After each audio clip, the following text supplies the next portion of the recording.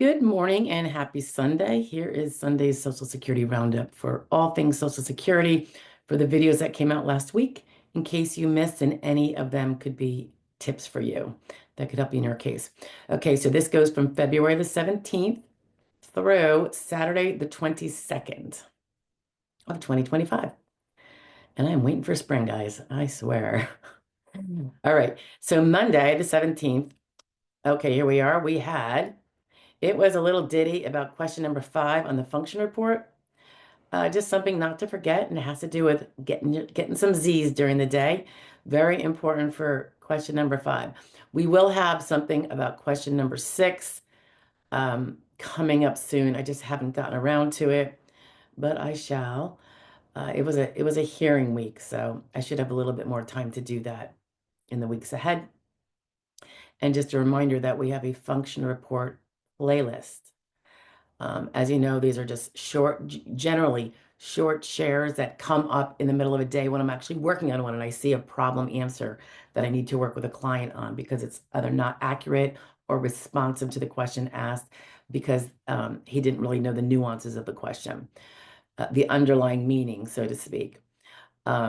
Anyway, and we have them broken out by question. So you don't have to go through some big long function report video when you only really had a question about number 12, for instance. So you can go look at the titles and pick out which ones you happen to be working on and learn a little bit about them and things to think about when you're answering them. It seems to be probably one of the favorite playlists because it's very practical for every single claimant. So anyway, have at it. We also have some on work history report, I think, but not nearly so much. I feel like I'm a little hoarse. Okay, so that was the 17th. The 18th was, a tip about sick days and how those can affect a finding of SGA if you were working while your case was pending or after you're a beneficiary. You're working part-time, you don't think you're over SGA, then it appears to be over SGA. Look at those sick days and take a listen about that because they can probably help you. Particularly if they will make an effect on your SGA finding. SGA, by the way, just because I know some people are unclear on the acronyms and I throw them out there a lot, and I sometimes forget to explain what they are. SGA is substantial gainful activity. We do have a playlist on that also. A lot to know about SGA. Okay, the 19th, so that would be what, Wednesday? This was a Q&A. Oh, I know what it was. Yeah, we had the live Q&A. The 2-hour session starts at 1 p.m. Eastern Standard Time, typically every Wednesday now. For all of us daytime people who have trouble staying up late at night to watch some of my most excellent colleagues offer up their time for some Q&As. So we do a little bit of that on Wednesdays at 1 p.m. Eastern Standard Time. And I welcome you all to visit with that. The 20th, so what would that be, Thursday? Yep, this was just an announcement. I think I got it from NOSCR or NADER, I forget which, the two national organizations I am sustaining members with, about the new acting commissioner of Social Security Administration. So that was kind of big news there. Good to see someone getting in quickly, at least until we get the full-time regular fellow. The next day was the 21st. That would be Friday, our typical Friday fraud law review. And it was about a Missouri woman who stole her dead grandma's Social Security benefits. Yeah, okay. And then the 22nd, Saturday, was a tip about just some information on CDIs. I know people are always so worried about surveillance and the cooperative disability investigations. I don't think you should be if you're doing nothing wrong, honestly, but be smart about it. But anyway, there's just a little bit on that. We just really go over the write-up that the SSA provides that gives a little descriptive information. And then, of course, we will be here next week with daily shares as they come up in the middle of the workday, off the cuff.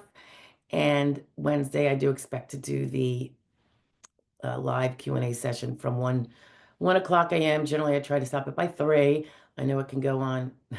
If I don't put a curb on it, I have a feeling it'll go on all day, which is good. But the sooner you get there on time is the best because we go first and first out with the questions. Okay. Everybody have a great week. Be safe, and I will see you soon. Thanks for stopping in. Bye now. It's still Sunday. Did you miss last week's Social Security roundup? Not this week that you just heard, but the one prior to that, and want to catch up? I'm attaching it now. Have a great day. Bye. Good morning and happy Sunday. Let's do the Sunday Social Security roundup for the week of where are we at? February 10th through Saturday the 15th. All right, so here we go. On the 10th, I guess it was the 10th, that must have been Monday.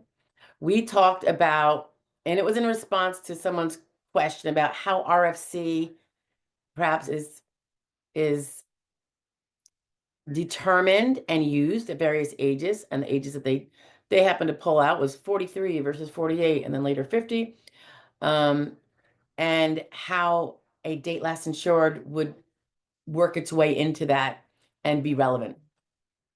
Okay, so we went into that on Monday. On Tuesday, the 11th, we had, oh yeah, it was referenced to an old happening from 10 years ago when the SSA, made it clear that they had 6.5 million 112-year-old living people on their books, not necessarily paying them benefits, but on their books as if the Social Security number belonged to a live person. And I was wondering when I bumped into that because it had come up in January of 2025 in something else I saw. And I was curious if that had ever been rectified. And I didn't find anything to suggest it had been, that they'd cleaned up those roles. And there are reasons for that, as some people pointed out. You can't just go take someone off because you think they're dead. I think there probably needs to be some sort of, at some point, a presumption of death. But, they have to do it in an official way, of course. On Wednesday, the 12th, oh yeah, and Tuesday also, great hearing day. Woohoo. On the 12th, it was, oh yeah, we had our live Q&A, about 2 hours worth. Everyone was really great. It was fun.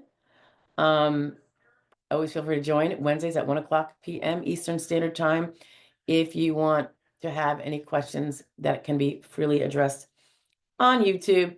I'm happy to do it.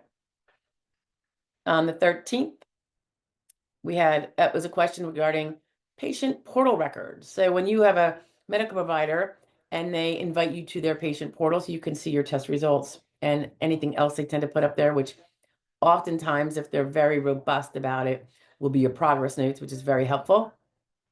And whether those patient portal records are actually a full substitute for the official record set. So we go into that. That was been Thursday. Friday. Oh yeah, Friday was, I think it was Friday. Fraud law review. Although it almost looks like here, I don't know if it never went out on time. Anyway, it was about a Colombian citizen who stole Social Security number and was defrauding Section 8, which is the housing assistance provided in the many states, but which of course requires a Social Security number. And if you steal one, I guess when you don't have one yourself, or whatever the case may be, maybe this lady who has not been convicted, she's only been, I guess, indicted or charged, a lot of years of taking the taxpayer subsidized Section 8 housing, which of course means that someone else who probably needed it couldn't get it because there isn't all that much of it. Okay, and Saturday, yeah, this got a few people, woo! There was a lot of false information going about the internet. I'm sure you heard about it. It's all about politics and very partisan people, going at it, and a lot of false information about Social Security data being taken because the auditing team that's going through to make sure things aren't being stolen or misdirected. Uh, and it just made some people anyway, who don't want to see accountability, I suppose, or just have a severe distrust. Whoops, they uh they kind of had a head spinning moment. So it is what it is. Okay, that was the week of. I hope everyone has a great upcoming week. I will see you next week. Hopefully, I'll see you Wednesday, 1 o'clock p.m. Eastern Standard Time. Otherwise, as I go through the day, I will be sure to share anything we're working on that might be of help to you. I do think one is coming out about a function report question or two. So that will be something if you're working on a function report or you think you will be soon, you might want to take a listen to that one. All right. Have a great week, guys. Take care of yourselves, take care of each other, and I will talk to you soon. Bye-bye.